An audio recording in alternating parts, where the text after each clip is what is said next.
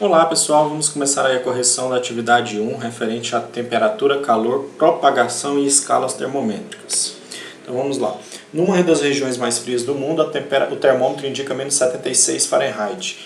Qual será o valor dessa temperatura na escala Celsius? Bem, a gente vai fazer aquela transformaçãozinha, né? A escala Celsius dividida por 100 é igual à escala Fahrenheit menos 32 dividido por 180. E aí você vai ter isso. Então, TC sobre 100 é igual a menos 76 menos 32 sobre 180.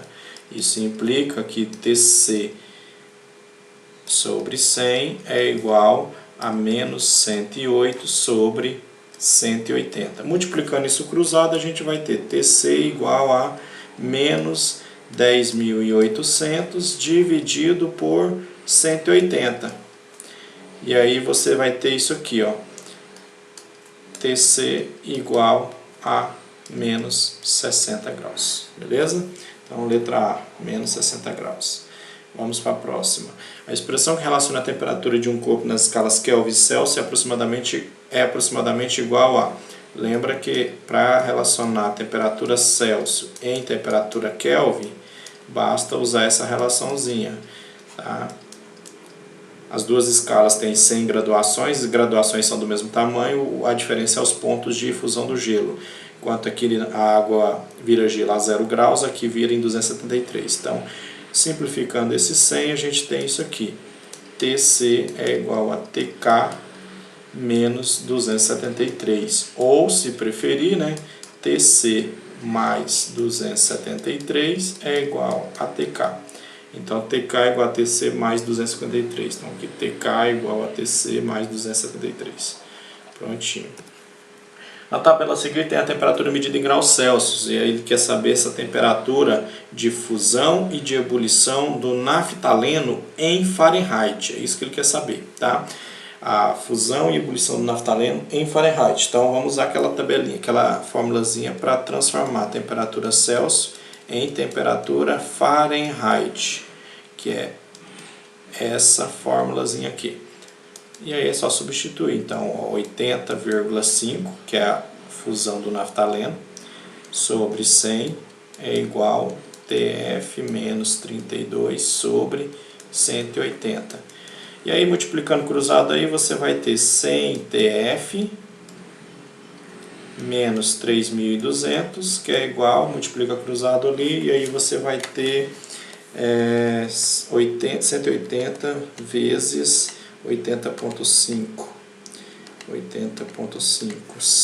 14.490. Então, 14.490. E agora é só passar esse 3.200 para lá e o 100 dividindo. Então, você vai ter TF é igual a...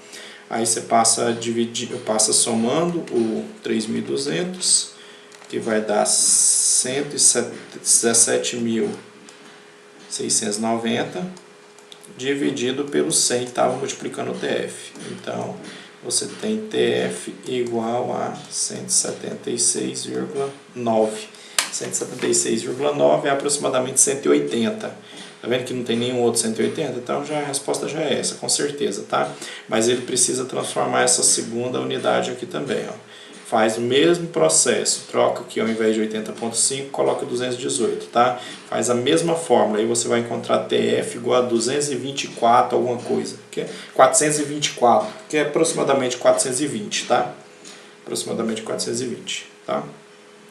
Mas aqui já deu para responder porque não tem nenhum outro próximo a 176. Então, a resposta é aquela, 180, e o outro vai dar 420. Quando está fria, é comum ver as pessoas com agasalho e tecido grosso. Isso impede que ela sinta frio. Qual a explicação abaixo está correta? Bem, a explicação por isso é porque o cobertor ele impede que o calor do corpo seja transferido para o ambiente. Então, letra C aí, tá, gente? Isso aqui não tem muito segredo, não. Apenas impede que o calor seja transferido com muita facilidade para o ambiente. Próxima.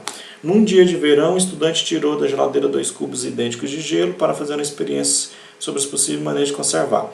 Aí um deles ele embrulhou e o outro não, tá? No tecido. Aí vem a pergunta. O cubo embrulhado derreterá primeiro porque o tecido é lã absorve frio? Não. O cubo embrulhado derreterá primeiro porque está isolado? Não. Ele não derreterá primeiro. O cubo desembrulhado derreterá primeiro porque recebe calor diretamente do ar? Sim. O embrulho ele impede a troca de calor entre o ambiente e o cubo, assim como o cobertor e o corpo humano. Então, o cubo embrulhado ele vai trocar menos calor com o ambiente, vai derreterá depois. Em uma caixa de isopor fechado estão guardados há muito tempo 3 blocos do mesmo tamanho, sendo um de aço, um de madeira e um de isopor. Deseja-se verificar como se comportam as temperaturas dos 3 blocos e para isso foi utilizado um termômetro. Qual foi o resultado encontrado?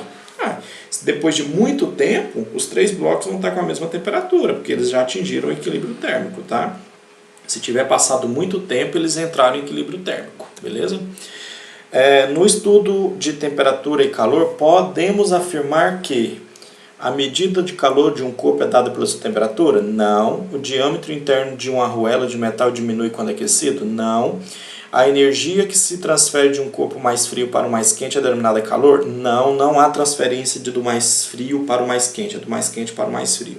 A transferência de calor do Sol para a Terra ocorre pelo processo denominado irradiação? Sim. Tá? Irradiação ou radiação apenas, beleza? Temos a seguir 3 afirmativas. Podemos dizer que quando sentimos frio, vestimos uma blusa porque ela nos aquece, para que ela nos aqueça? Não. Essa é falsa. A transferência de calor de um ponto a outro de um sólido ocorre por condução? Verdadeira. E a última, o calor se propaga no vácuo apenas por radiação? Verdadeira. Então só as duas últimas são verdadeiras, tá? O valor do ponto de ebulição de uma substância depende do estado físico? Não. Pressão, sim.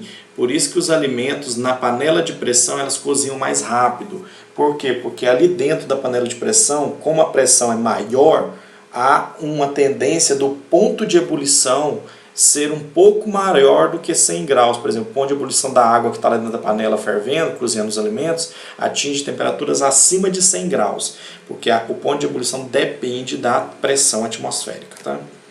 São feitas 3 afirmações. O termômetro é usado para medir a quantidade de calor de um corpo. Não, falso. A quantidade de calor não é medida pelo termômetro, a temperatura que é medida. A temperatura de 200 kelvins é menor que menos 60 graus Celsius. Isso é verdade. Vocês lembram que a gente tinha chegado lá, TC é igual a TK menos 273? Então, se eu pegar aqui 200 menos 273, eu vou ter menos 73, que é menor que 60, então é verdadeira. E a última, nos sólidos, a transferência de calor ocorre por convecção? Não, falsa, por condução, tá? Então apenas a 2 é verdadeira. Próxima. Acabou. Gente, essas foram as questões, espero que tenham compreendido. Até a próxima.